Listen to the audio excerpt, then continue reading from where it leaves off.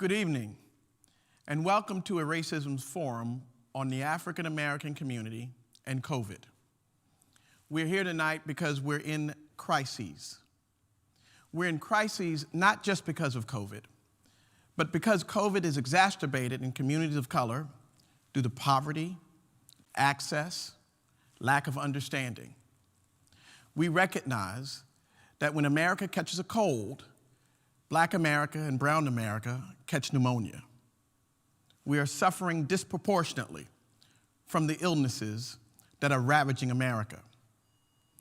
That disproportionate suffering is due to poverty, lack of access, lack of real policy making that helps us put our arms around this issue.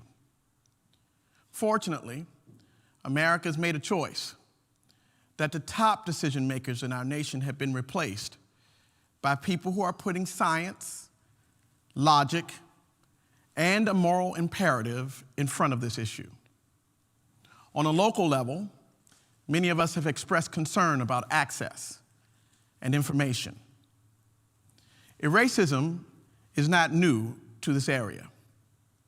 We've been working on issues for Black and Brown people as individuals and collectively since last year. As individuals, we have been elected or chosen or called or are founders of African American and Brown organizations that have a constituency. We operate schools. We're in civic organizations. We represent Black women political issues. We're pastors of churches. We run nonprofits. Hundreds, thousands of Black and Brown lives come in contact with our organizations. We take seriously our role to advocate for this community. When we see hostility towards the issues of Black and Brown people, we feel it imperative that we act and act with precision and knowledge. You may remember, as an organizing group last year, we called together thousands of Solano County residents, and thousands came from outside of Solano County. We marched. We stood together. There were a number of issues that were impacting us. Our city had someone on a city commission that felt the need to call someone an uppity Negro. We spoke out against that. It's my understanding that that is about to reoccur, and we'll deal with that again. We came tonight to say, if Black lives matter, they must matter around the issues of COVID. And so tonight, we're going to explore the history of racial medical inequities. We're going to explore access.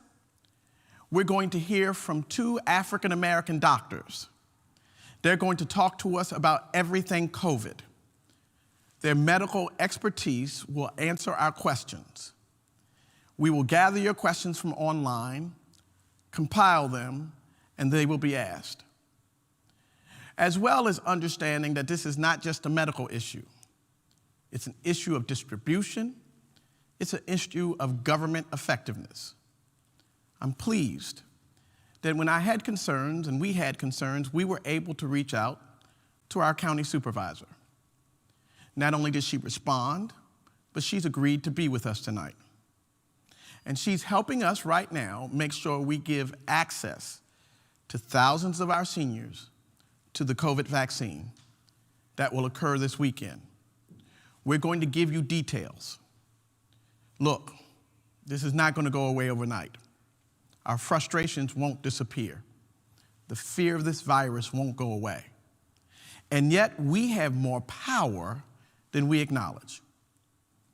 I want to thank the organizers of Racism, our partner organizations, Elite, Community Democratic Club, Friendship Missionary Baptist Church, and New Dawn. I want to thank everyone who is tuning in, and I'm going to ask you now to share this most critical event with everyone you can. Now, we realize that the most vulnerable populations may not have access to technology. So I want you to listen tonight, not just for yourself, but for your grandparents, your aunts, your cousins, those of whom aren't on the internet. We must get this information out. It is a matter, literally, of life and death. Why are we here in the church? As African Americans, the Black church has often been a great center of information and collective power. We've gathered here because it is my opinion that in many ways the church failed our community during the HIV/AIDS crisis. We allowed false notions of sexuality not to talk to our community and guide our community, to give our community the best information. We cannot commit that sin again. So as we enter into Black History Month, let us briefly pray and then hear the Negro National Anthem. God, we thank you for this moment.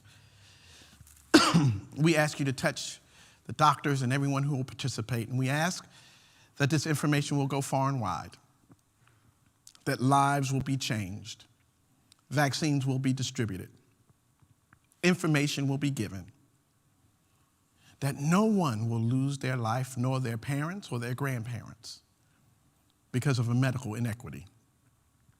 We thank you for this moment. Amen. Now, the Friendship Missionary Baptist Church Music Ministry will lead us in what is traditionally known as the Black National Anthem.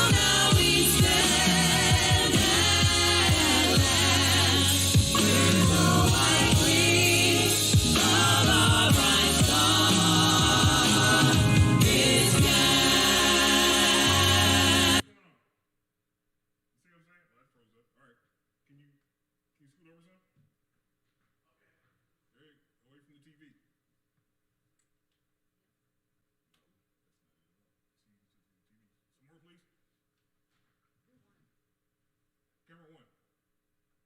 There you go. Perfect. Turn that way. Yeah. Sorry. Go ahead. All right. We hope that you've had a chance to share this program on your page, to text, tell, tag somebody, let them know about this critical conversation. We thought we'd do this in 3 different stages. The first will be with the medical doctors. We have invited 2 practicing physicians to come and give us the best medical advice we can get. Dr. McNeil Sells is with us. And she is a practicing physician, a pediatric physician here. And she's going to present to us, along with her colleague, and help us to understand the medical ins and outs of COVID, how it impacts communities of color, some of the historical background. I have to deal with COVID because I have had to bury loved ones. It's impacted how we can do our business as a church. And I've discovered that many of our seniors are impacted by COVID because they're coming into contact with grandchildren and children. Some of our death and our illness can be avoided if we practice CDC guidelines, if we're patient enough with each other to practice social distancing, if we keep our bubbles small, if we wash our hands, and wear our mask. I'm going to start tonight with a presentation from the doctors. Dr. McNeil Sayers and Dr. Jones will lead us in this portion. I'll turn it over to our doctors now. Okay, wonderful. Thank you so much, Dr. Quick.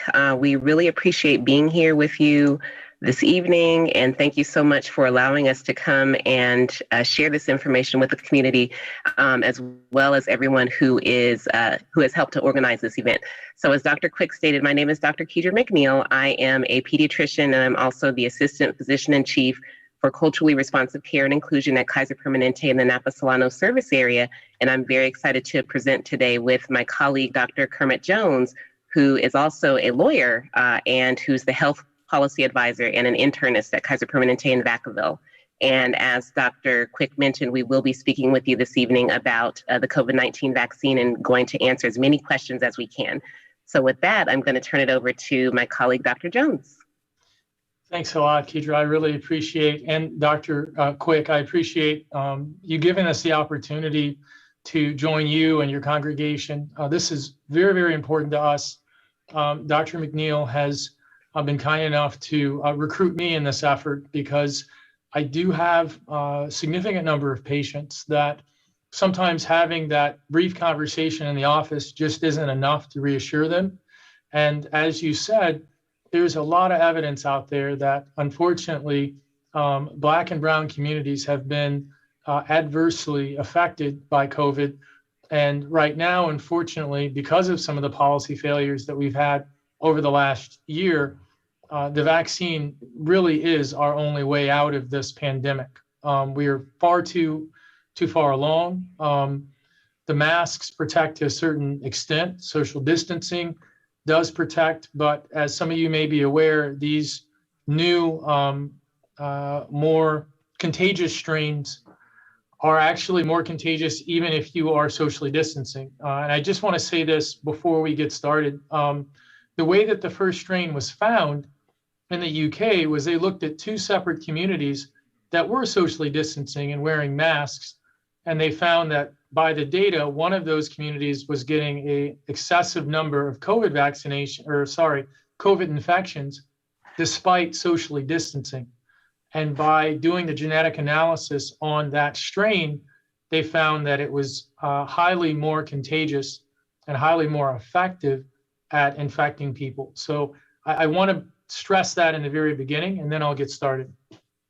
So the presentation objectives today, we're just going to talk about the science and safety of the COVID-19 vaccines, describe why you really need to get the vaccine, which I already kind of talked about, and then have the question and answer phase right afterward. Next slide, please.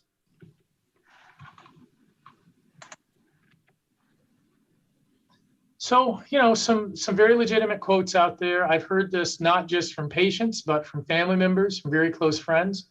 They don't want to be first in line and they want to see some data.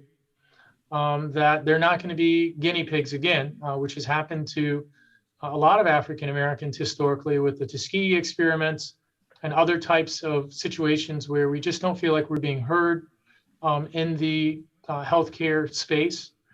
African Americans, there's a lot of evidence to support. You're right. We are treated differently collectively and treated differently in many individual instances by the physicians that we hold a lot of trust in. And people say that they're looking for an organization that they can trust and is not tainted by history or big pharma.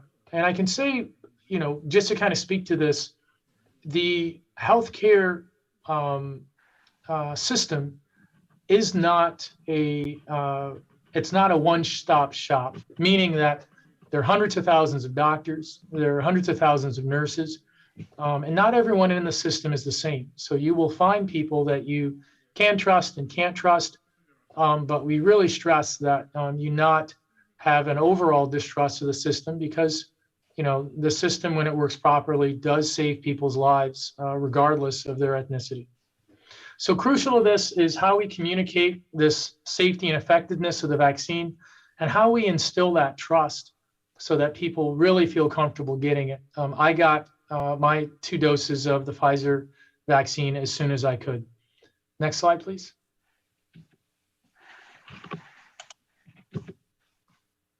So, let's talk about just basic, the vaccine production. A lot of people are concerned because it was produced so fast, right? But have you ever seen those makeover TV shows where they build a beautiful house in a week, right? So you can speed up the timeline, and they build the house over the course of the show. They didn't build it over an hour, given new resources. And in many instances, it was an old house that was kind of renovated and turned into a new house. And so with the COVID vaccine, this wasn't an old vaccine that was renovated, turned into a new vaccine, but they had processes in which you had over 100 companies working on the exact same product with a lot of evidence and a lot of things that were taken from other projects.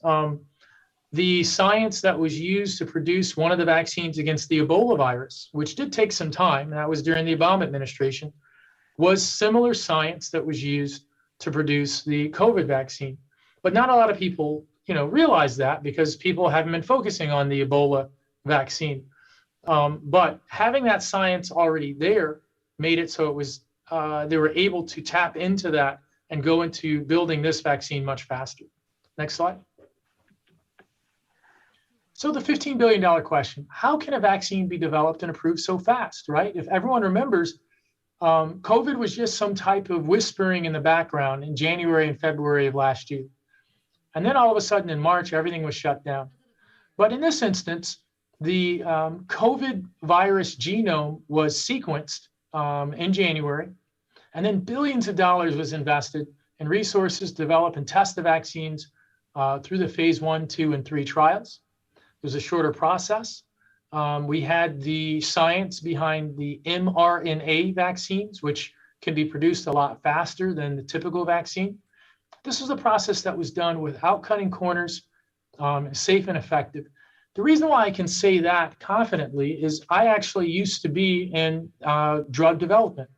So with the JD and law degree that Dr. McNeil had mentioned, I worked at a law firm, and that law firm specifically focused on getting drugs and medical devices approved through the FDA. So I understand that process, and I understand looking at the data.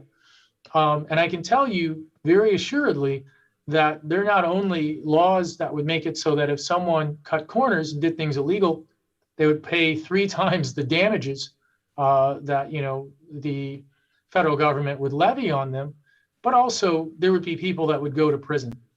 And while there are tons of people out there that want to make money, there are very few people out there that want to go to prison to make it. Next slide. So how do mRNA vaccines work? So they contain material from the virus that causes COVID-19, but not the actual virus. So you can't get the COVID-19 infection from the vaccine. mRNA is basically the instructions for how to make a harmless protein that is unique to the surface of the COVID-19 virus. Our cells copy the protein, then they destroy that genetic material. It's not, integrated into your DNA. You're not, turned into another person through this. Our bodies recognize the protein, shouldn't be there. And then your body's defense system, the white blood cells, the soldiers of the body, go out there and attack it. And then they memorize what that protein looks like so that they can respond to it a lot faster in the future. And that's the spike protein. Next slide. So the COVID-19 vaccine, the FDA has granted what's called an emergency use authorization for the Pfizer-BioNTech COVID-19 vaccine and the Moderna COVID-19 vaccine. Most vaccines so far have 2 doses, and that's so that your body gets that initial immune response, and then it primes it so that it gets that second immune response, which is a lot more robust than the first one. Next slide. So the 2 doses are given 14 to 20 days, 21 days apart. Both are necessary for protection. And that's because your body needs that second response to be able to produce a stronger response when it sees the real COVID virus. You shouldn't get administered any other vaccines within 14 days of getting these vaccines. So on either side, you shouldn't get another vaccine. If another non-COVID-19 vaccine is given, like I said, it should be given at least 14 days before or after. And right now it's approved for people 16 and up. Next slide. So when they look at the efficacy, what they look at is they compare one group that gets a fake version of the vaccine, and they compare another group that gets the real version, and they're randomized so that all their characteristics are as close as they can get them with respect to age and ethnicity and these other types of things within these 2 groups. And then they look at the rates of infection by constantly monitoring these groups. And what they found is the group that gets the vaccine were 95% less likely to get COVID. And then when they got the COVID, the ones that did, that 5%, in some instances, none of them got severe COVID, which is important because there are tons of people out there that have gotten COVID, but it's usually only people with certain characteristics that get COVID severe enough to put them in the hospital, put them on a ventilator, or unfortunately cause their demise. And unfortunately, as we've seen, there are certain diseases that we have a higher amount in our population because of systemic racism and these other types of things that have made it so that when we get the COVID virus, many of us suffer a lot worse than other ethnicities. Next slide.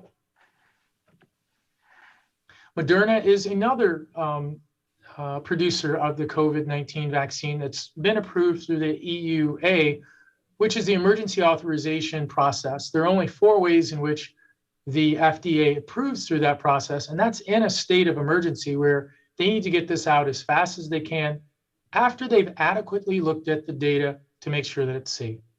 This one also is a 2-dose vaccine given 28 days apart to patients that are 18 and older.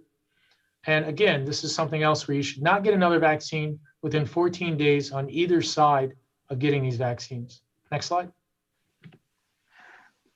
This one also is about 94% efficacious compared to people that did not get the vaccine.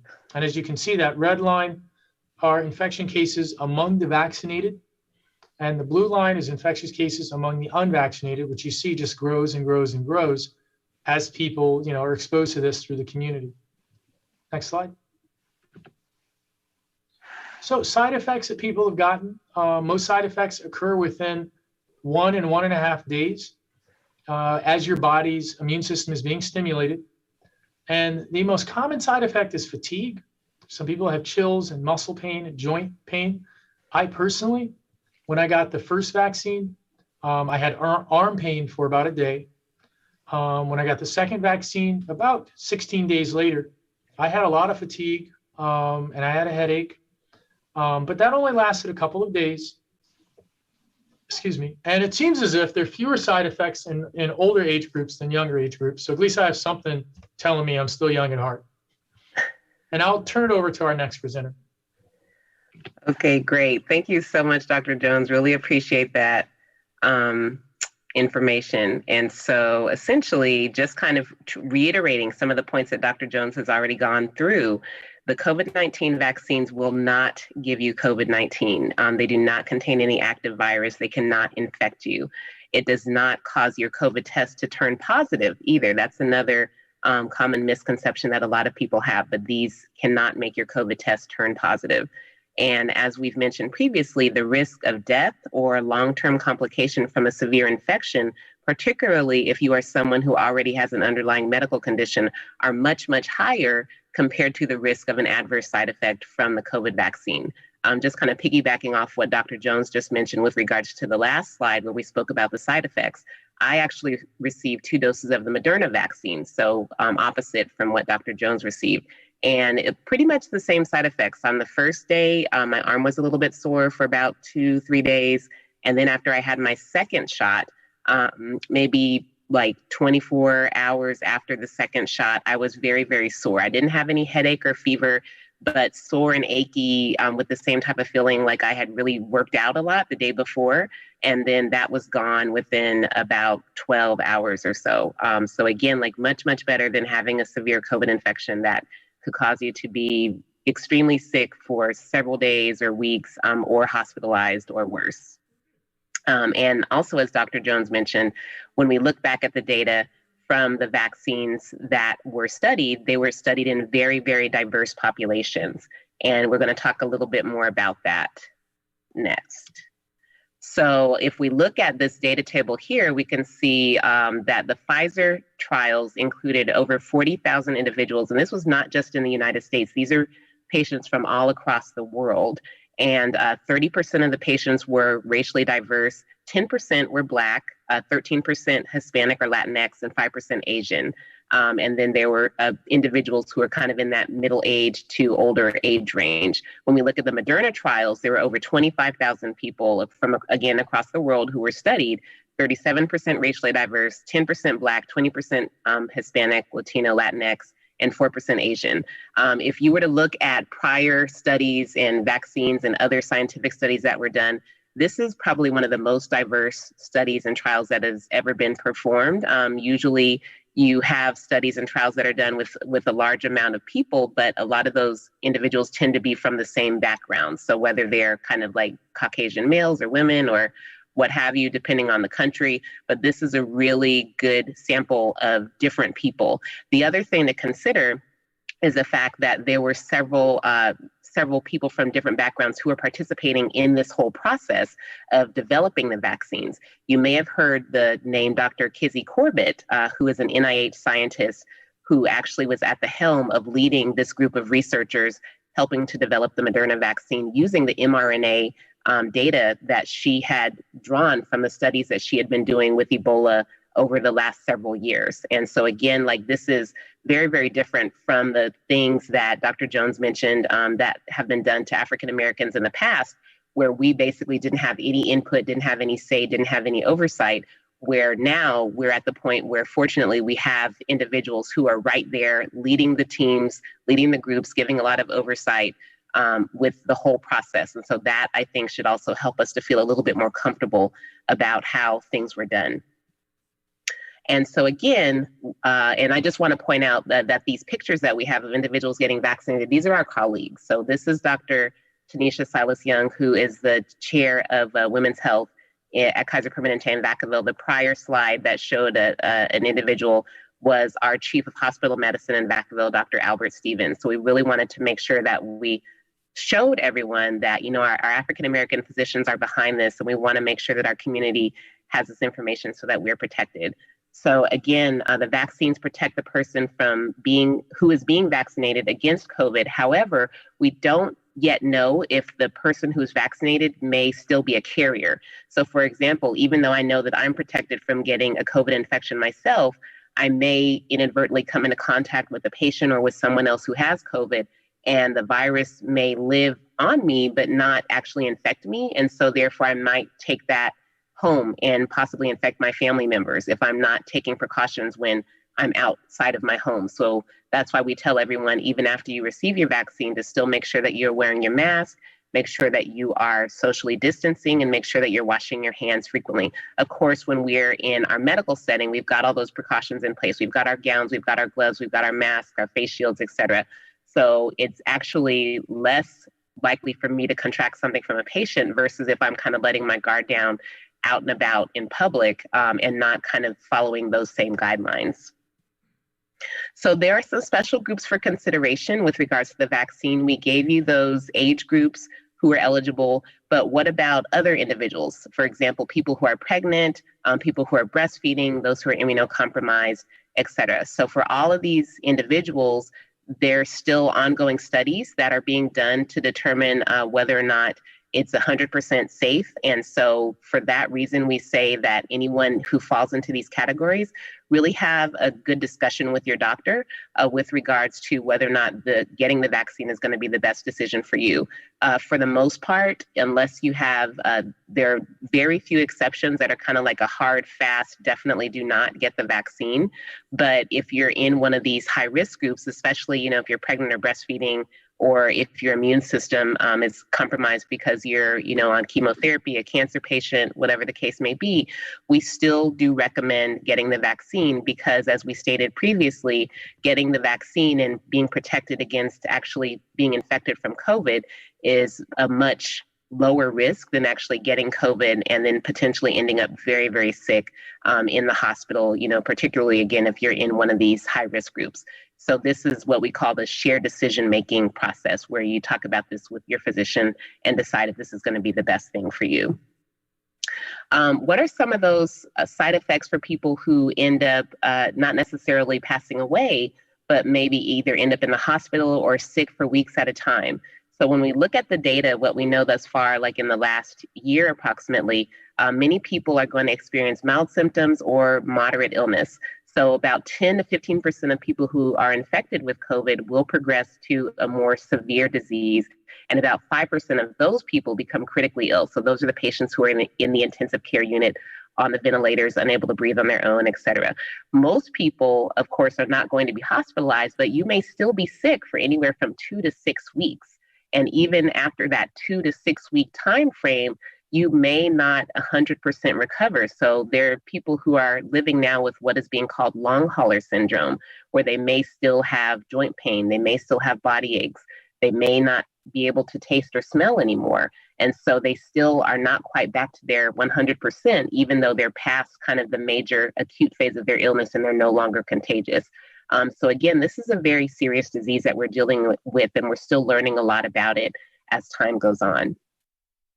So looking at the racial disparities that we know are present with COVID-19. So according to the Centers for Disease Control, African Americans are 3 times more likely to get infected compared to our white counterparts, and 2 times more likely to actually die from the infection.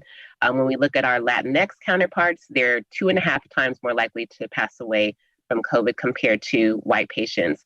And when we look at that disparity, it's actually higher in younger age groups. So when we look at the patients who are actually being hospitalized and passing away, and we look at patients of color, typically those are patients from their mid-40s to their mid-60s, as compared to the Caucasian patients passing away tend to be much, much older. So we saw this huge wave of people passing away like in their 70s, 80s, et cetera, when the pandemic first began.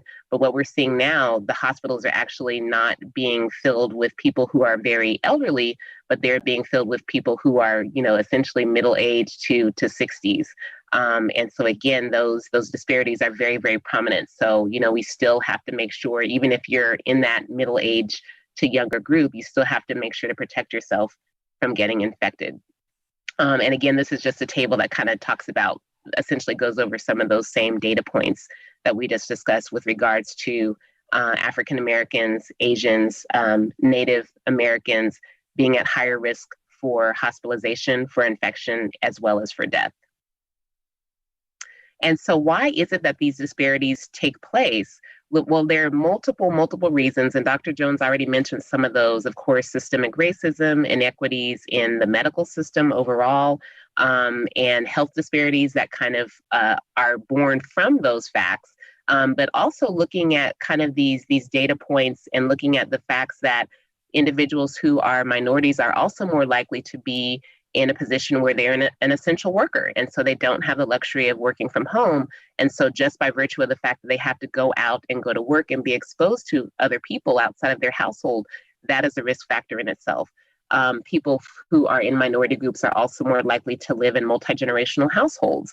And so you may have, the middle-aged person or the 20-something person going out to work and then coming home, and there may be a grandparent or another elderly family member at home who's then exposed to that person who's going outside of the household.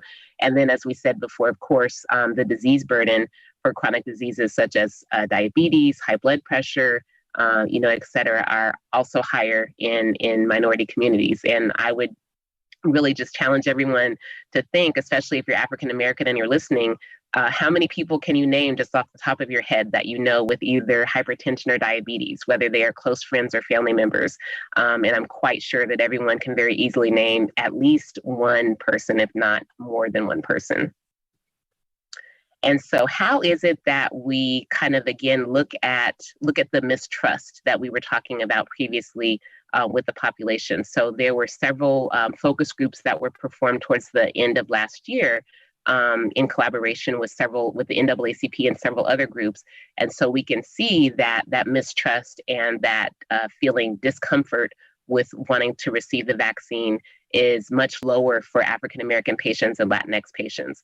So when we look at the little bubbles here in our table, we can see that only 14% of African Americans at the time of survey felt that they trusted the vaccines were safe, as compared to 34% of individuals who were Latinx, feeling that it was effective, 18% for African Americans, 40% Latinx, and then trust in testing or safety that was culturally specific. So just over a quarter of African Americans and just a little bit less than half of Latinx individuals. And there's some reports that just came out recently that you may have seen, just kind of looking at who has received the vaccine thus far throughout the state and across the country. And you can see these figures very easily on the CDC's website or on the California Department of Health website. But at this point in time, less than 5% of the vaccines that have been administered across the country have been given to African Americans. And so some may look at that as, feeling really uncomfortable or feeling, well, this isn't working, but I really choose to look at it as an opportunity. And I think I can say that Dr. Jones probably can say the same thing, because what we're doing right now gives us a chance to connect, to dialogue, to give people a chance to ask questions, because there are a lot of questions to be answered, and then hopefully help people feel more comfortable in making that very personal decision to protect themselves. And so what if you're not quite there yet? That's okay. This is it. Like I said, this is a very, very personal decision. I'll share that I wasn't one of the first people in line to get it. I really had to do some research. I had to speak with some of my colleagues.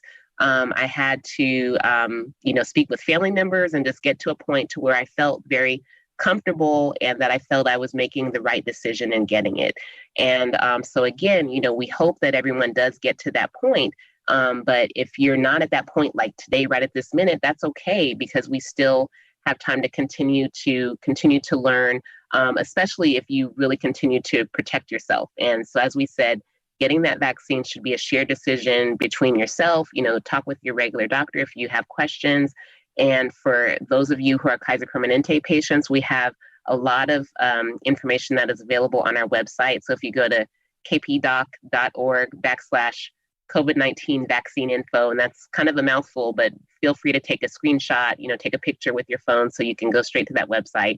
And if you're not a Kaiser Permanente member, again, you can check the resources that are available on the county websites to see, what is the latest information with regards to vaccination sites or questions or, other frequently asked concerns that are there. And again, use your regular doctor as a resource so that you can make sure to get those questions answered. So some of the key takeaways that we really want to make sure that everyone leaves this evening with include that both of the vaccines that are currently approved, the Pfizer and the Moderna, are very effective, over 94% effective, and they were developed quickly and safely. You cannot get COVID-19 from either of these vaccines, and the risk of long-term complications or side effects or death from a COVID-19 infection far outweigh the risks that exist for side effects from actually getting the vaccines. And getting vaccinated has been shown to protect you. And in the meantime, we really implore everyone to please continue to wear your mask, continue to socially distance, and to wash those hands either with soap and water or with hand sanitizer if you don't have soap and water readily available. And so with that, again, just a few resources, a little bit bigger for you.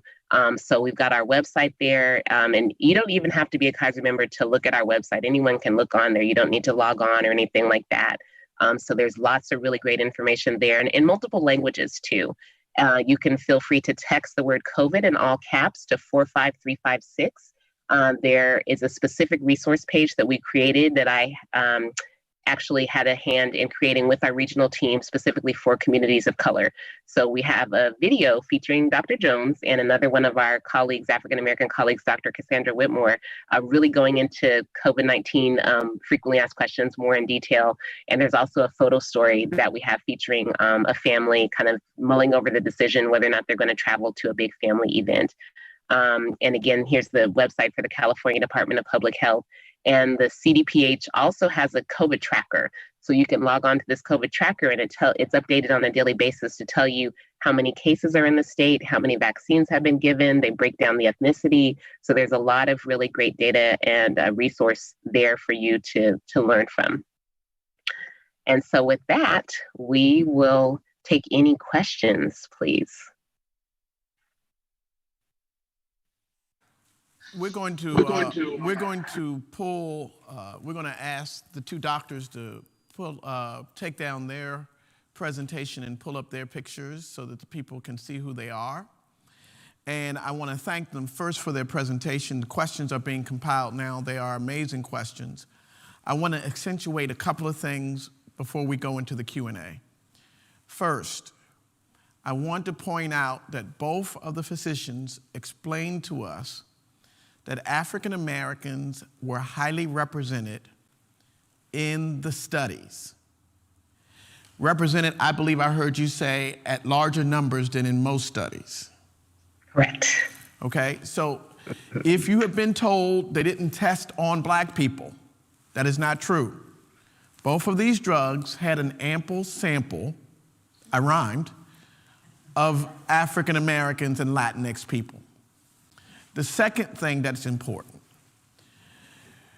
our older Americans, our older African Americans are contracting COVID because they are coming into contact with family members. The CDC has today or yesterday said that the largest spreaders of COVID are between the ages of 20 and 49. And that means young people are still going out, we're still hanging out, we're coming home, and we're killing our ancestors. If you love your family, you will not go out, act in a risky manner, and then come home and bring it to grandma and auntie and them. So tonight, in part, I really want to express that we have some power in keeping our families alive. And I want us to use that power. Lastly, for all of you who are on the line tonight, but you know a senior who doesn't use Facebook, not on YouTube, they don't really use the internet. We have 1,100 families associated with this church. Many of them are not on technology. I need you to call 10, 15 seniors.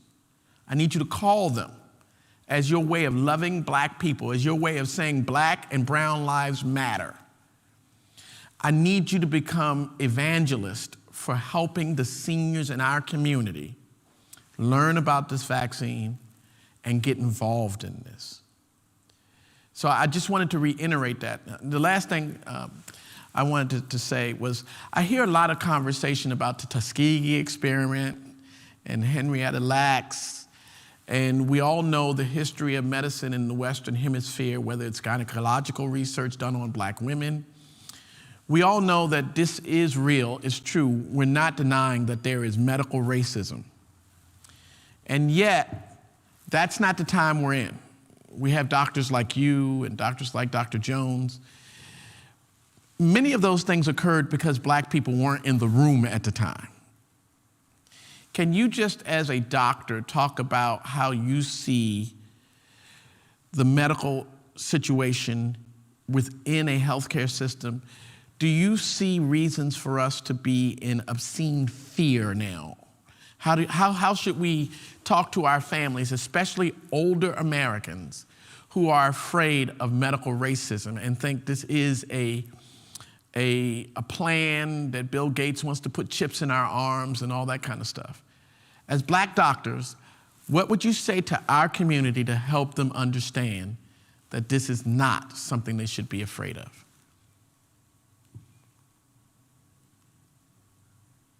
This is Dr. Jones. Can you hear me? Yes. Yeah, I would first say that those Microsoft chips, they don't really work. So you don't have to worry about them anyway. When they get put in your arm, Microsoft doesn't really work anyway. No, so I agree with the Reverend. There's a long history that I think a lot of people draw from, and especially the older people. I can definitely relate to that, in talking to my parents as well.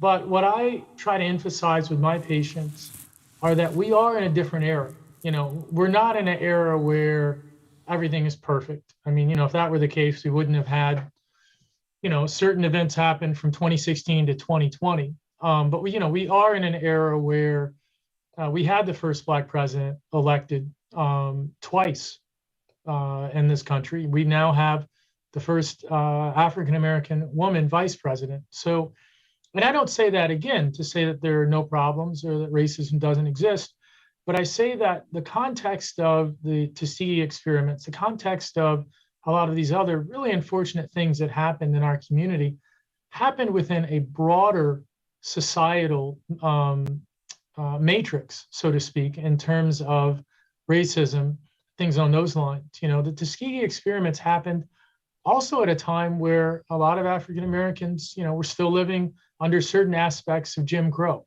and weren't able to vote in the same amount that they were able to vote now in the same numbers. And, lynchers were higher, and lynching rather was higher, and these other things happened. So, those types of things are far less likely to happen today because we have, luckily, more political power, more economic power, more representation, and more awareness, and more people that understand, what we should be doing as a country and trying to live up to our ideals. So that's what I wanted to emphasize, kind of following on what Dr. Quick was saying was, like I said before, I got the vaccine. I felt comfortable getting it, even though I understand the discomfort, but I also understand, looking at the numbers, how, I want to be around for my kids. I want to be around for my wife, and I don't want to, unfortunately, end up a person that thought he was going to be just fine getting COVID and then ends up, in a bad situation. Thank you, Dr. Jones. We have our dear sister Lisa Jackson here. She's also a social worker and department head at Kaiser. She's going to be helping us with Dr. Bishop, who is not on screen, compile the questions from people who've been watching. We have several questions. So Sister Lisa is going to ask the doctors the first questions. Good evening, everyone. The first question is, how can seniors who do not have email register for vaccination?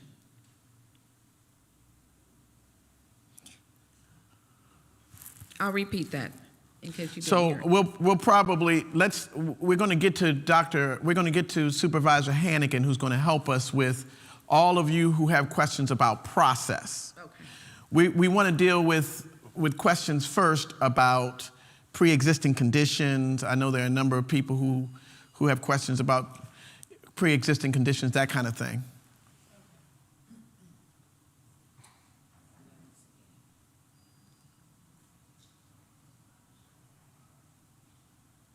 And while she gets those, let me ask one that I know I saw as well.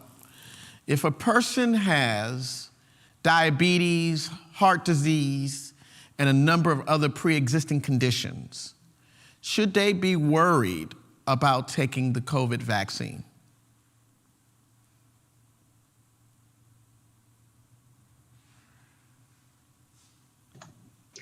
So I'll go ahead and take that one. So basically, with regards to someone who has multiple pre-existing conditions, heart disease, diabetes, hypertension, et cetera. So this is someone who should be very worried about contracting COVID-19. And so for that reason, this is someone who should definitely try to receive the COVID vaccine as soon as possible in order to make sure that they are protected, because we know that having even one of those risk factors, no less multiple risk factors on top of each other, is really going to exponentially increase that person's risk of having very severe disease, being hospitalized, and possibly dying. Dr. McNeil, along those same lines, what are the side effects for those with compromised immune systems?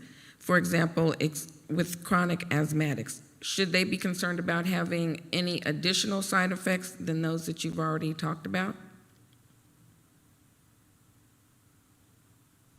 I'll take that one. So there is conflicting evidence about whether having asthma will make it more or less likely that you end up with a severe COVID.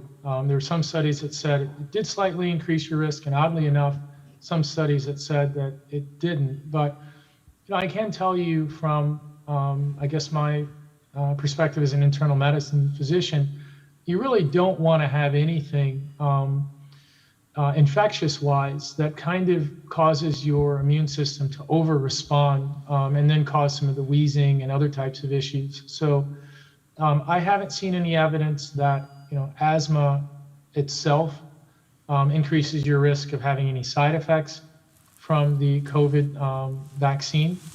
But I would say, any types of respiratory chronic conditions, given that this primarily is a respiratory infection that has, multiple side effects that, can involve damage to your heart, increased risk of blood clots. Unfortunately, we had a colleague whose dad just passed away of COVID. And the way that he eventually died, he was suffering with it for a couple of weeks in the hospital, was he had, it killed part of his bowel, so his small intestines and large intestines was kind of destroyed by it. So unfortunately, the virus itself, and they've shown some risk of increased neurological issues, causes so many different things to our body that it's just, again, one of these things that the vaccine tends to be the best way to go.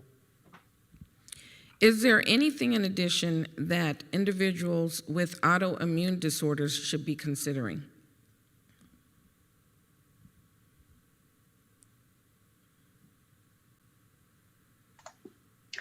Dr. Jones, I'm going to let you take that one. Okay, sure. Yeah, so interestingly enough, I have had a conversation with a couple of specialists because I have had some patients that are on immunosuppressants that want to take the vaccine. And, there are honestly different approaches. There's some doctors so high level, even people with compromised immune systems are recommending that they get the vaccine. The question is whether they should stop their immunosuppressants for a certain period of time before and after, or whether they should just continue through them. And I've actually seen, two separate approaches. I've seen some specialists that are recommending holding your immunosuppressants for a week before and a week after, so your immune system can respond based upon what your immunosuppressant is suppressing.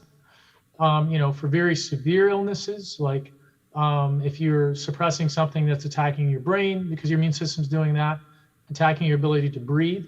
I just had a conversation with a pulmonologist earlier today in which he said, no, he's actually recommending to his patients that they continue their immunosuppressants because in that instance, he felt the risk of their being off of them was higher than stopping them. So I would say, for those of you that are on immunosuppressants, you should reach out to your doctor. You should reach out to the specialist that put you on those medicines and see what their specialty societies are telling them and the guidance that they're having.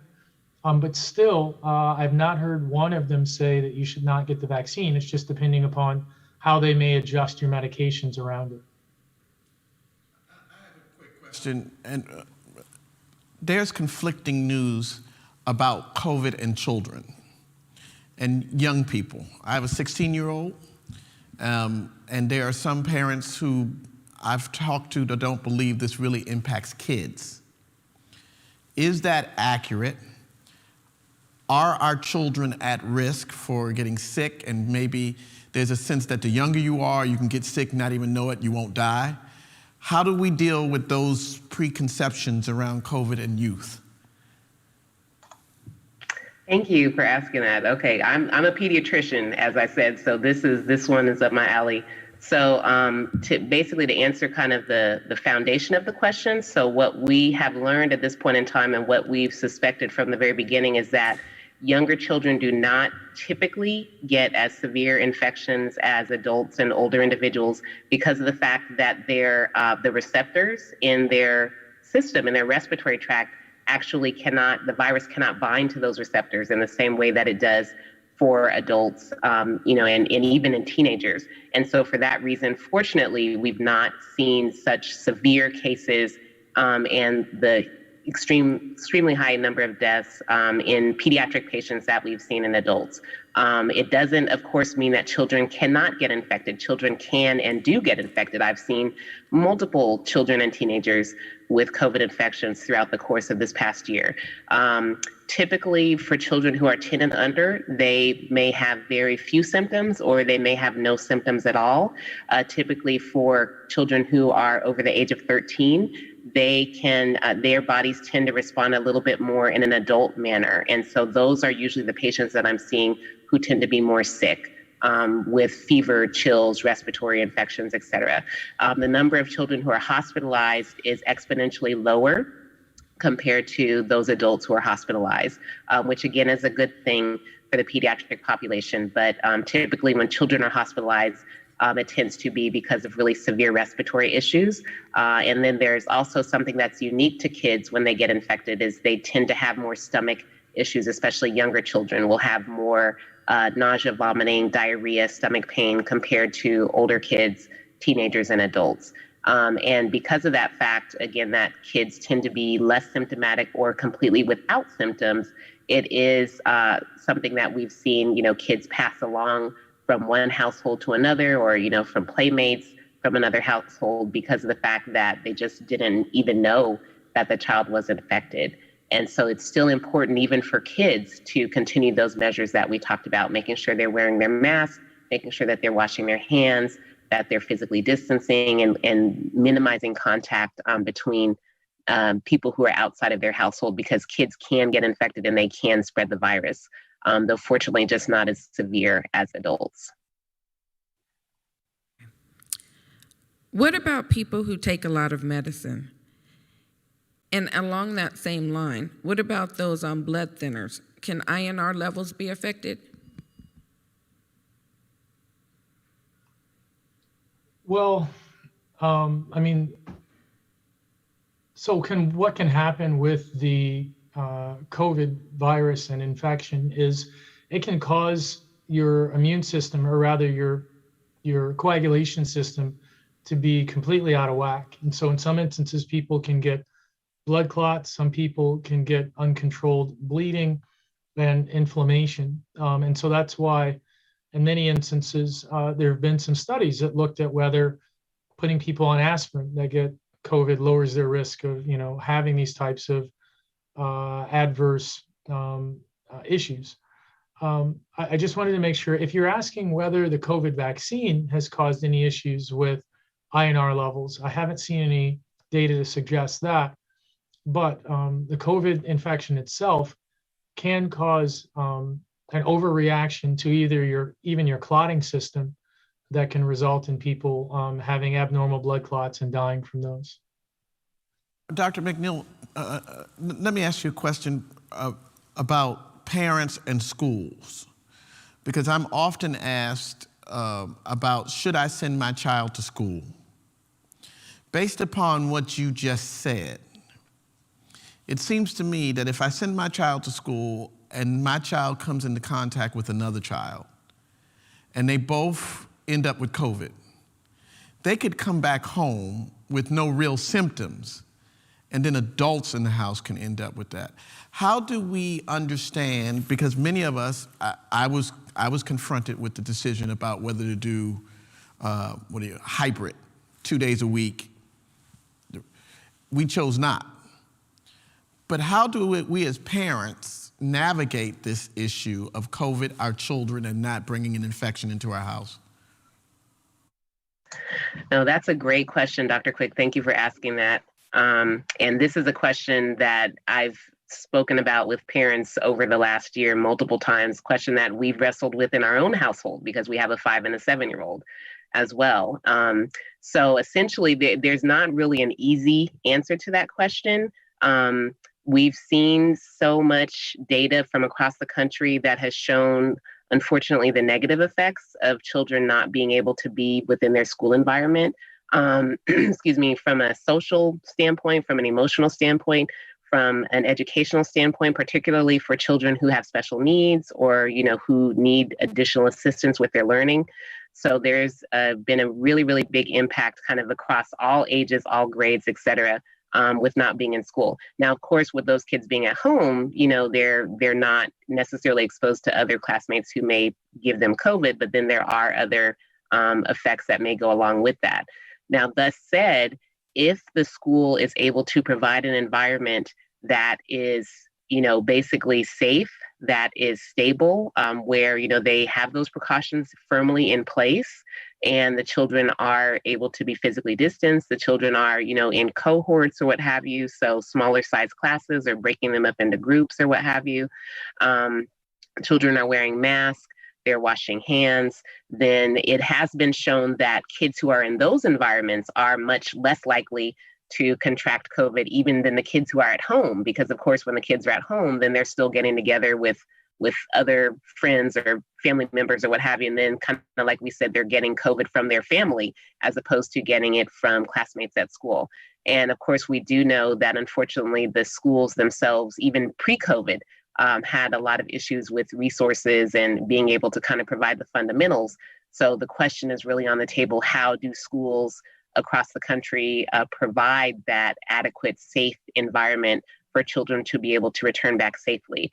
And we actually had the option of either kind of doing like all virtual or all in class for my daughter's school. And we decided after a little bit of virtual schooling, with all the precautions in place and kind of all of those parameters set, that we felt comfortable with them going back. So my daughters have been back physically in school, but again, with all of those things in place. So school looks a lot different than it did pre-COVID, but they are in school on a regular basis right now.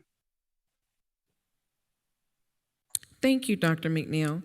One last question, and that is, what about heart transplant patients? Should they be concerned about anything in particular?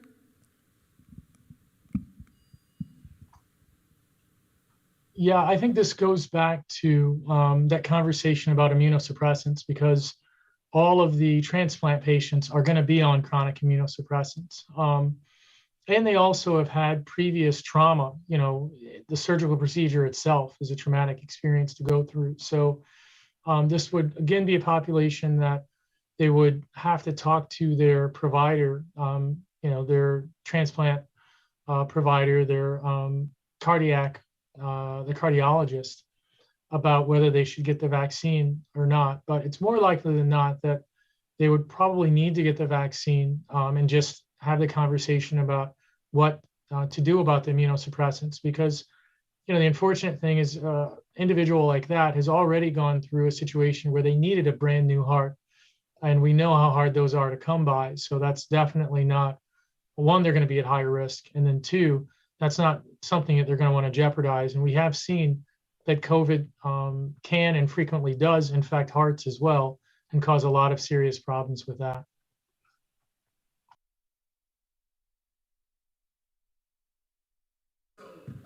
I wanted to just ask one general question because I hear it coming up all the time, and that is about the difference between the two vaccines. And I think I heard both of you say one took Moderna and one took Pfizer, right? Which is great. So a number of people have said, does it matter which one I take? Is one more effective than the other? And then there is the introduction of this Johnson & Johnson 1 dose. And some people say, I just want to wait for the 1 dose. So can you talk about, are there any practical differences between the two? And do you risk something by waiting for Johnson & Johnson? How do we understand the differences in these vaccines so that we can have an intelligent conversation with our community about them?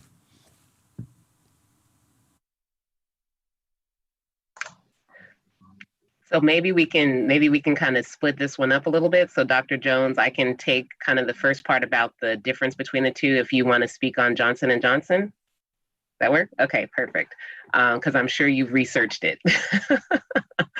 So with regards to whether or not there's a difference between the two, just essentially fundamentally with regards to how they were developed, how they were created, kind of all the research and the science that goes into them. Not really. I mean, they're both, mRNA based, as we said. If we go back to those graphs that we showed earlier, where you could see the efficacy, I want to say that Pfizer was 95% effective at preventing an actual COVID infection in those participants, and the Moderna was 94% effective. So again, pretty much the same efficacy. And so, and then also the side effect profile, again, pretty much the same side effect profile. One of the main, I think, fundamental differences is that the Pfizer vaccine is given with the second dose 21 days after the first, whereas the Moderna vaccine is given approximately 28 days after the first dose, second dose given 28 days after the first dose.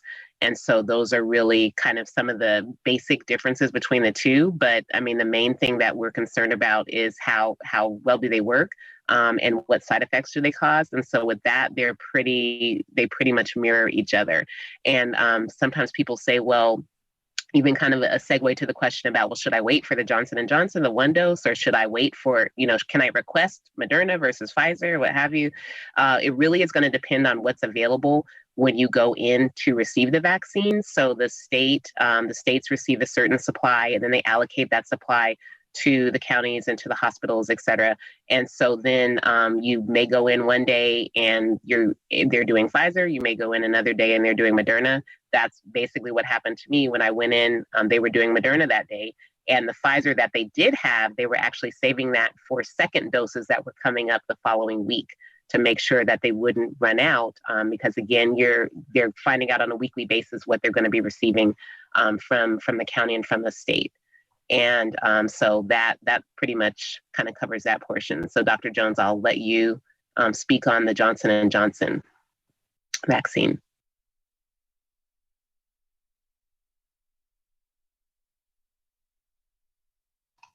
First, I have to figure out how to stop muting myself. Yeah, so I would say, so to answer the question, I don't think you should wait. And that's because, like I said, these mutant versions of the virus, and all viruses mutate. Unfortunately, the reason why we're seeing these mutations here is because this virus is so widespread. The more prevalent the virus is, the more likely the virus is going to figure out ways to mutate and then figure out ways to evade our defense systems. So the longer you wait, actually, the more likely that you're going to get infected with something that's more contagious, and we don't know, maybe even worse.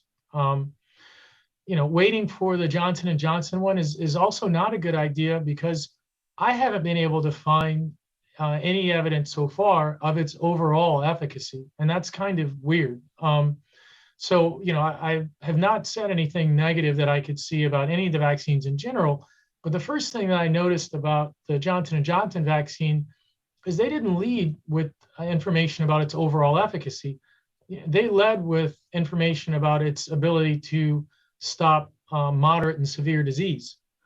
And the reason why that's important, I mean, you definitely don't want to get moderate and severe disease, But even those numbers weren't as high as we saw with the Pfizer and the Moderna vaccine. And part of that could have been that part of the data came out of South Africa, where one of the mutants is a lot more prevalent than it is here. And part of it could be that they actually, don't want to share that data in terms of how well, because it's probably not as good. So I would say that if you wait, you increase your risk of getting infected with something that may be worse. And then if you wait for the Johnson & Johnson one, just because, it's this one dose one, you may get something that's less effective in protecting yourself and protecting the people around you. Excellent. Thank you all so much. We're going to ask if you can to hang out with us for just a little bit more, if you're available for that. I know one of you are at the office and you have kids. We're going to do a little shift, but they're all connected. Part of what we want to make sure of is because we know a lot of you are caretakers. You're taking care of parents. Some of you are seniors.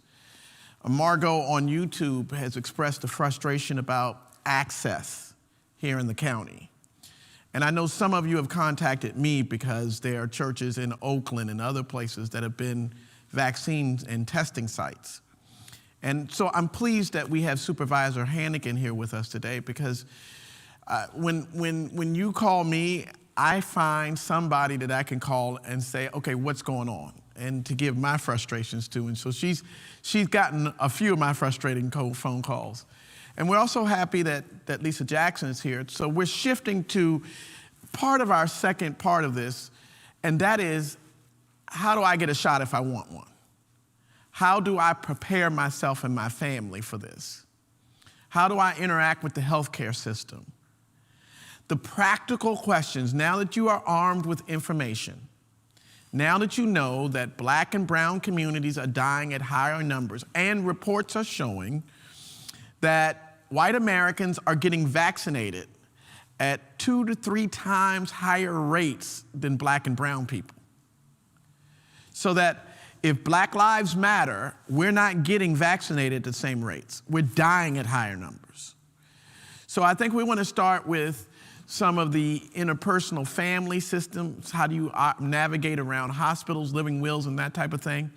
Then we're going to move to Supervisor Hannigan, and we're going to get really in the weeds about how here in Solano County, where can you get vaccinated? Where do we sign up? All those kind of things. Sister Lisa, why don't you start us off? Good evening again. As Pastor just said, I'm Lisa Jackson, and I am the social work manager for Kaiser Permanente Home Health, Hospice, Bereavement, Spiritual Care, and Social Work Internship Program for the Napa-Solano service area. It is an absolute honor and pleasure to have the opportunity to speak with you for a couple of minutes about 2 really important things you need to know as it relates to your health care. Next screen. I'd like to talk a little bit about our hospital without walls. So for those of you who are caregivers, and for yourself, if you become sick or, God forbid, come down with COVID-19, you know from past experience and from current experience with family and friends that it is rare, unless you are really, really sick, that you will stay in the hospital. Most likely you will be discharged home on home health. And home health and hospice are our hospitals without walls. So I will talk a little bit about that, the role of the medical social worker, who can speak on your behalf when you're unable to, and advanced healthcare directives. Next screen. As I said, home health and hospice healthcare teams bring the hospital to you. Your care team is comprised of doctors, nurses, social workers, therapists, and chaplains who are charged to do many things, including address your biopsychosocial and spiritual needs, identify your goals of care, assure your patient rights are upheld, help you make difficult decisions, such as whether or not to get the COVID vaccination. Next screen. They are also there to support you in establishing a new normal after sustaining an injury, receiving a terminal diagnosis, or losing a loved one. Identify effective ways for you to cope with your current situation or new reality. help your family resolve conflicts, and if on hospice, we also help you learn how to live while dying. Next screen. The role of home health and hospice social workers. So I have a team of professional level medical social workers who provide the following services: crisis intervention, counseling, advocacy, reducing and removing barriers to accessing benefits and services, such as COVID vaccinations, assisting with navigating internal hospital systems and government agencies, and making referrals to community resources. Next screen. Benefits of having a social worker on your medical team. Social workers are your advocates and your liaisons. Your social worker can successfully advocate on your behalf under two conditions, and two conditions only. One is per your request as a patient, and the other is when you as a patient are unable to use your voice, such as for those patients who are seriously ill due to the COVID-19 virus. Your social worker is also your liaison between your healthcare team, the hospital, and the community. Next screen.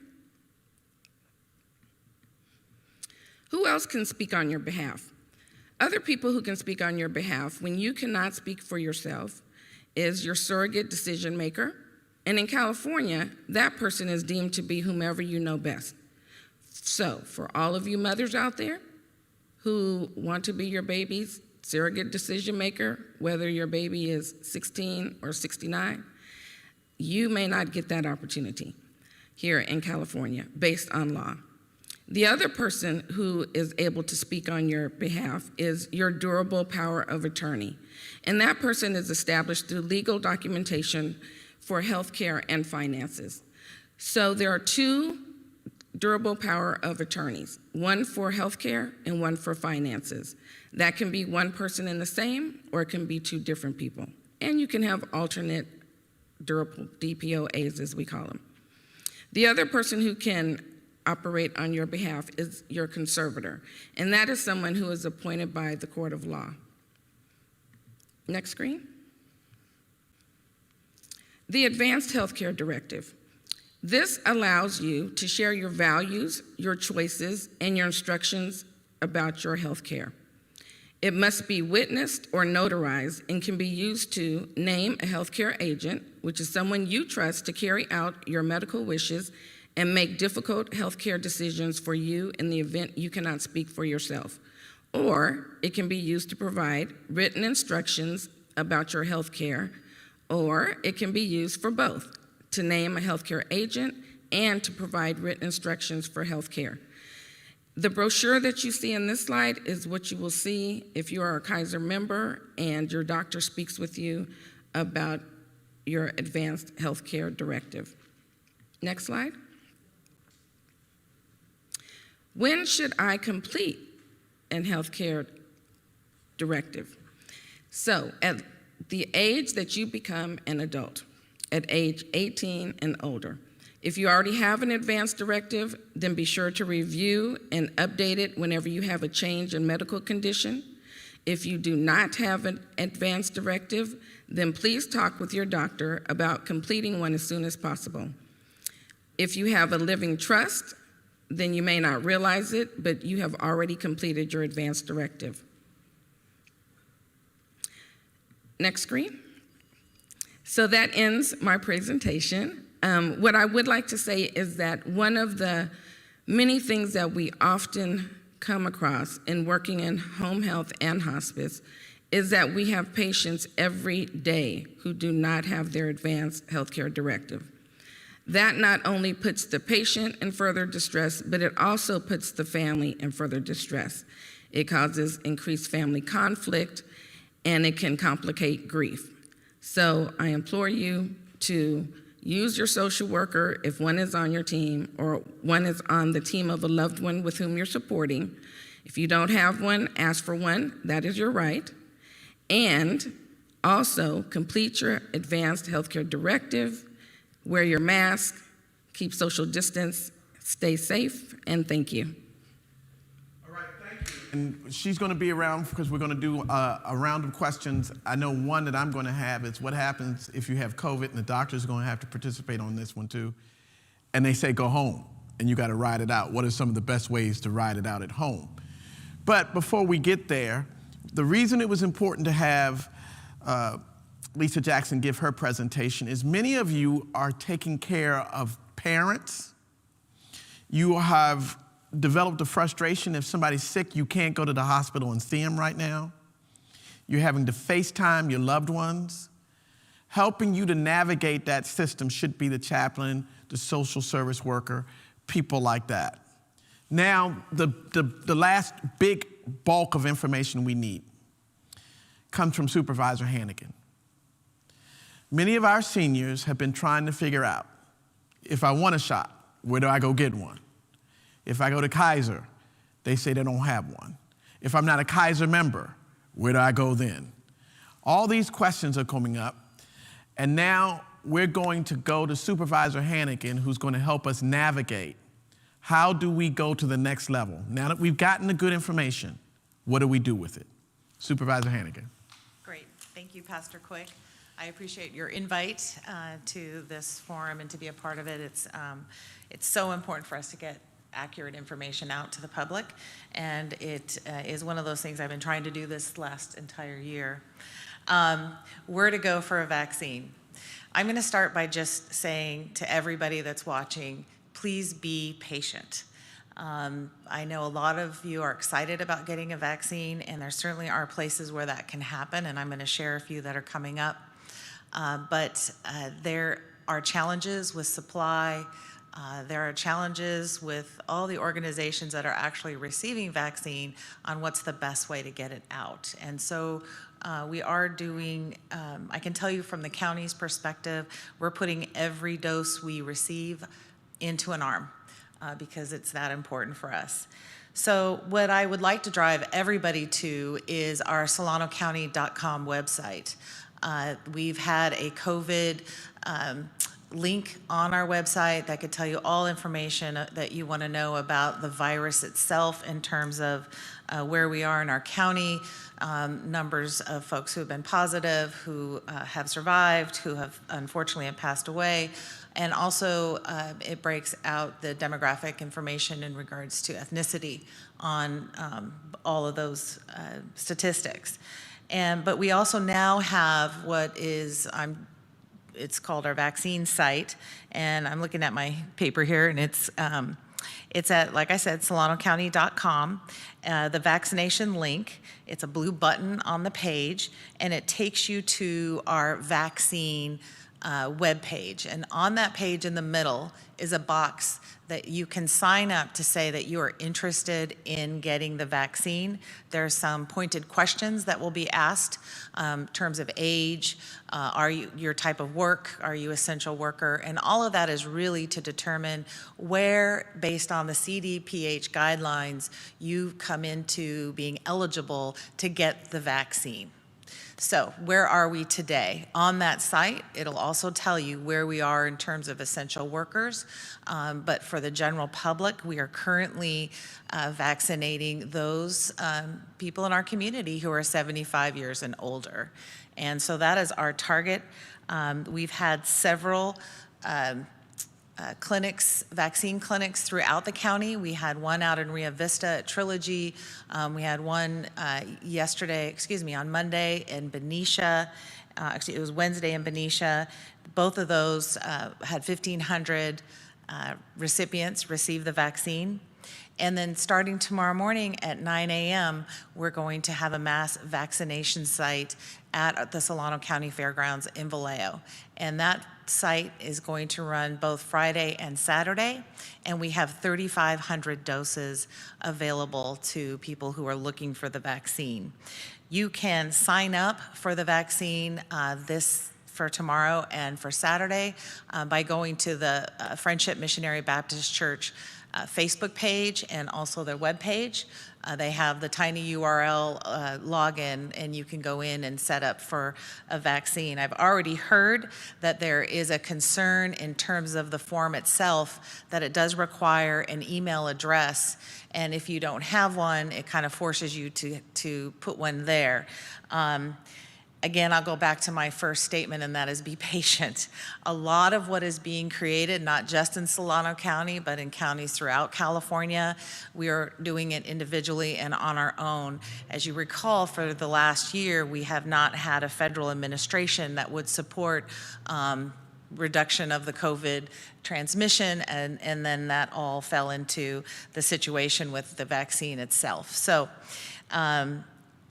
that's why this page has this issue, and I'm told, and this is true, that you can put in this this email address, supervisorjoe@email.com, and I am not kidding, that is the workaround. Otherwise, you can also call in to our office, and that is 707-784-8655. Again, all of this is on the vaccine webpage, so you can find that information there. We know that our folks in our communities that are 75 years of age or older may not have access to the internet. It may be a confusing process. So I would, Dr. Quick, I want to call you Dr. Quick, Pastor Quick, said this in his statement also, and that was, you know, let's help our seniors get in and signed up and to the vaccination sites. And so if you could do that, that would be wonderful. But like I said, if you can call the number 707-784-8655, we can get you a slot if you're 75 years or older, or you fall into the tier of essential workforce that are being vaccinated at this moment. I'm open for questions, but I think one of the interesting issues about the vaccine itself is it's coming into our county from a number of different avenues. One is through the hospitals, as we call our multi-county entities. Kaiser and Sutter have hospitals in other counties, and they're receiving quantities of vaccine to deliver to their workforce, but also to their patients. And then we also have another delivery system, and that is through our pharmacies, CVS, Walgreens, Rite Aid. We've had some great information just today through the governor's office, and you can find this on the CDPH, and that is that here in Solano County, we're going to have, and also throughout the state, Optum Serve, which might be a familiar name. These are the testing sites. They are going to be offering vaccines as well as Safeway stores across the county. And I know there's going to be 2 in Vallejo at Admiral Callahan and Robles, the one in on Glen Cove will be offering vaccinations as well. And so there are going to be a number of ways to get the vaccine. And like the doctors said, and I completely agree, do not wait. Do not wait for it to come to you. If you can get to the vaccination sites, that would be in your best interest, and that would be what we would prefer. We will be opening up to 65 and plus probably in the next week or so. We're looking, just to see what the demand is at 75 plus, and then we'll be opening up the additional capacity for those individuals. Questions I receive are, when are we going to go from the purple tier to the red tier in terms of the impact of the virus in our community? And I can tell you today we are still in the purple tier, but according to our public health officer, Dr. Bela Matias, our positive rate is decreasing pretty rapidly. Shortly after the holiday season, as well as the new year, we had spikes in some weeks and some days, over 500 cases, positive cases tested just in our county per day. And actually today we were told that we are down to a 14.5% positivity rate. Currently in our county, we have 11,071 active cases. We have tested, these are some great numbers, 201,000 unique individuals in our county, and we have administered 256,000 tests total. Right now, we have 104 residents are hospitalized. Our availability in our ICUs is good at about 29%. So some of back to the tiering of where we are in terms of the virus, people ask, when are we going to be able to open schools? When am I going to go and be able to sit in a restaurant and eat? We would need to have less than 30 positive cases per day for 3 weeks to be able to move from the purple tier to the red tier. However, schools will be able to open when we get below 100 positive cases per day, and that is sustained for 2 weeks. And we could open TK and up to 6th grade in terms of those age groups. In total, as far as in terms of vaccinations that have been administered throughout the county, we've got 36,300 total shots, and that's first and second shots. And of those 36,000, almost 30,000 have received their first dose, and a majority of them will be receiving their second dose in the next 2 weeks. So we are moving along our continuing of vaccinating people in our community, but we want to make sure that everybody has a chance and access to the vaccine, which is why I've shared with Friendship Missionary Baptist Church and others throughout our community about the openings that we have for vaccines tomorrow and Saturday at the fairgrounds. And with that, I can take any questions. I think it's important tomorrow. Tomorrow. And we've posted on the Facebook post the phone number and the link. This is what I need you to do. If you know somebody in your family, in your neighborhood, at your church, I need you to call an older person who is 70, 75. Call them tonight. Give them that phone number. As a matter of fact, do a three-way with them. Call with them on the line with you. Set them up for an appointment tomorrow. We need to get our seniors. We've already, in our church, lost a number of members to COVID, and they're older.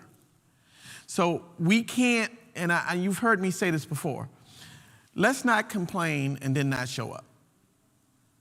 We know tomorrow, starting tomorrow, we can start getting people shots in their arms. So it's 8 o'clock. I need you to start calling as soon as we get off. We're going to get off in a few minutes. I need you to make sure that we flood the Solano County Fairgrounds tomorrow. Now, many people who are technology challenged are also transportation challenged, right?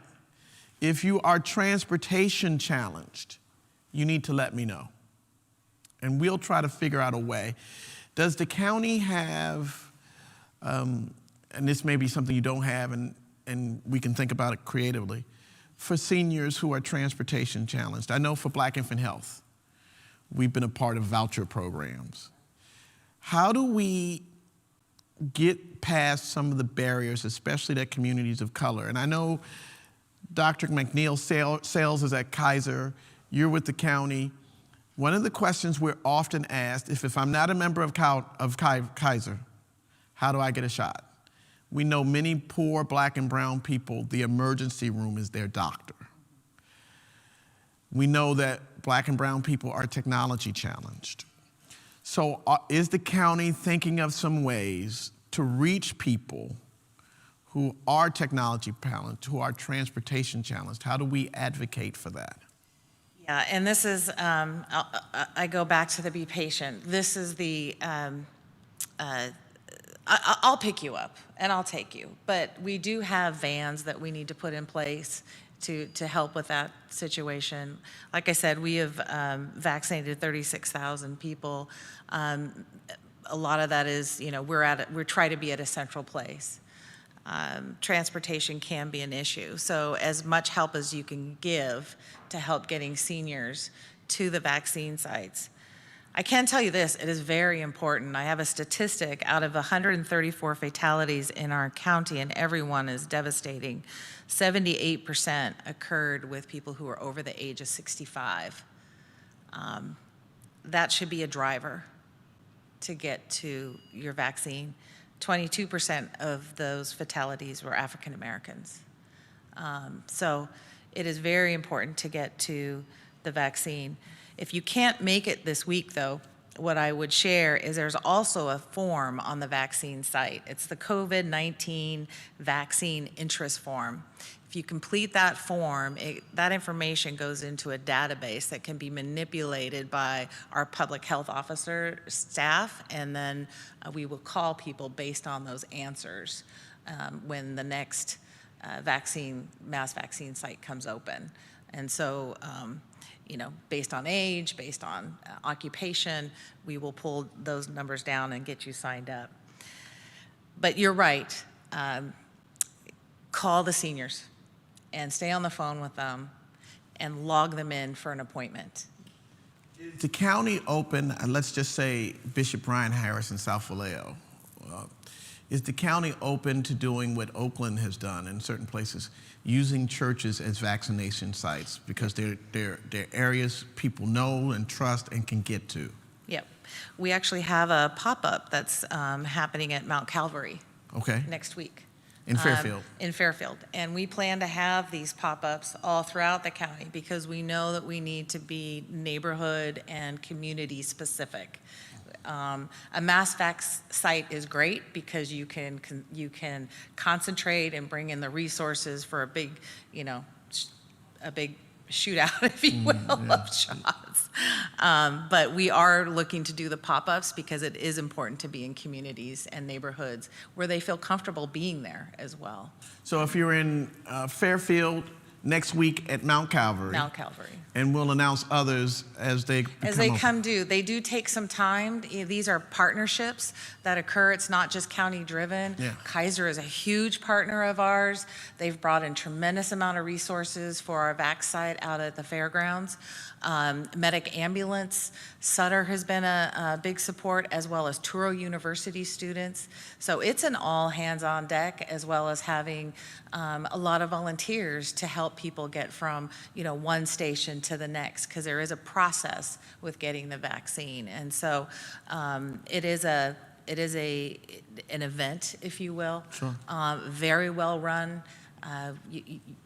You sign up, you get your vaccine, you're asked to stay in a place where we can watch you and make sure that there's no bad side effects. We have medical care personnel everywhere to help in that event. We have not had that problem at any of our vac sites yet, so that's very positive. But yeah, when I'm eligible for the vaccine, I'm gonna get it. My husband has received the vaccine, at least the first dose. He gets his second dose on Monday. And if you can get it, and get it soon enough, get it sooner than later. The doctor was correct. There are strains out there that are, we're hearing that they are more deadly, that you'll be more sick, and they're easily transmissible, more easily transmissible than the original version of the COVID-19. Sister Lisa, you had a question? A couple of comments. So I wanted to address the question around what people can do if they don't have email. So if you're a Kaiser member, then you can always call the advice nurse, and they can leave a message for your primary care provider, and they can enter a message in secure messaging on your behalf. I also wanted to state that if you are on home health or hospice and you need transportation, Kaiser is providing that, because we are still in the process of working out the protocol for providing vaccines in home. The other thing that I wanted to state is that it's really important for everyone to know that wherever you get your first vaccination, you have to go back to that same place and get the second one. So you can't get one in Benicia and the second one at the fairgrounds. Both vaccines must be administered and received from the same location. Thank you. Well, I think you just answered, you just said something, and the question was, if you get a first dose, will you be guaranteed a second dose? And the answer to that is yes. So if you get your first dose, and I think there's a lot of anxiety, especially amongst younger people who are under 65, who are ready. You just have to wait your turn. And I think it's also important that you don't believe that the vaccine is a get out of jail free card. You still need to mask up. You still need to stay socially distanced. You still need to wash your hands, because you can still pass it, according to the doctors, even if it's not affecting you directly. So I think we've hit every aspect. I think we've talked about the medical. We've talked about how you can advocate for yourself. County Supervisor Hannigan has helped us talk about where you can get a shot, the various locations, the pop-ups. We're going to continue to push and give information out. You had one other thing you wanted to tell us? Well, I just wanted to share that this weekend is Super Bowl weekend, and know that this is a big weekend for where folks get together with family and friends. Please resist. Don't do it. There is light at the end of the tunnel. A vaccine is coming, but please do not do that to yourself or your family members. I know people who thought that they were in a small bubble. It was a big bubble, and it turned out that everybody got sick. It's really not worth it. One, to get sick, or two, to pass it on. It's just not worth it. So please avoid the temptation to get together with family and friends. Do it over Zoom. Well, I've said, and we have not actually been in this sanctuary since last March. And I've said, if you love your grandmother, if you love your aunt, don't kill them. Let's not take this to each other. COVID is unpredictable. It can be mean to one person and asymptomatic to another. The reason we're doing this is because we're fighting for the lives of our community. So I'm going to beg you, let's get our seniors caught up. Let's phone bank tonight. Let's make sure we get them to the fairgrounds tomorrow. If they get their first dose, they're already halfway there.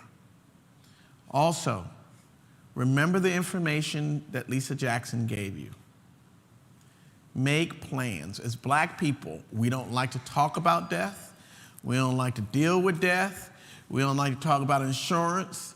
When we start talking about making life plans, we start accusing each other, wanting to kill each other. That is not the case. We gotta have open conversations. Our lives depend on it. You need medical directives, living wills. You need to make your desires clear. Lastly, keep listening and looking out for those who are not technology driven. Direct people to come view this. We're leaving this up on our sites. If they couldn't watch tonight, it's always going to be up for them to watch. I want to thank the doctors. They've logged off, but I want to thank them. We put the brightest Black medical professionals we could find. We had doctors and lawyers. They are intelligent people. I want to thank Lisa Jackson, social worker extraordinaire at Kaiser, one of our members, who's making sure that you have the best information you can have about how to navigate. And if you have questions, call the church. We'll make sure she gets your question. We're not going to give out her home number because y'all will call her at 2 a.m. in the morning. But it's important that you learn what happens once you get sick. How do I see mama? How do I navigate this? And then I want to thank Supervisor Hannigan, who came out and gave us the fairgrounds information. We've been trying to sign people up. I already know several of our members since we've been talking. Several of our seniors got signed up yesterday. They already have appointments at the fairgrounds. So we are already moving more and more of our older Black population there. I'm going to go across the street tomorrow to Juan, my Latino brother who runs the apartment complex across the street. It is a Spanish-speaking complex. We're going to let them know to call and get our Latino brothers and sisters over to the fairgrounds. After they call and get registered, I'm assuming there's a Spanish-speaking Yes, on the will website and Tagalog on the phone. and Spanish. Tagalog and Spanish. We're going to let everybody know. Let's get everybody vaccinated. Younger people, hold on. I know you want to get vaccinated. We're going to get you there too. Thank you for joining us. I pray you had an educational experience tonight. Know that Racism and Friendship Missionary Baptist Church and all of our partner organizations are going to continue to bring you the best advocacy and information we can get for you. We're now having a conversation about our next forum, which will be on sex trafficking and domestic violence. We're not making it a political issue. Some talked about it, but they had a purpose. We're going to talk about it because we want to make change. So I look forward to what we're going to do over the next couple of weeks, months. We're going to get people vaccinated. Thank you all for joining us. Have a great night. We'll look forward to seeing you Sunday. Jump in on us, 8 and 11. Have a great night.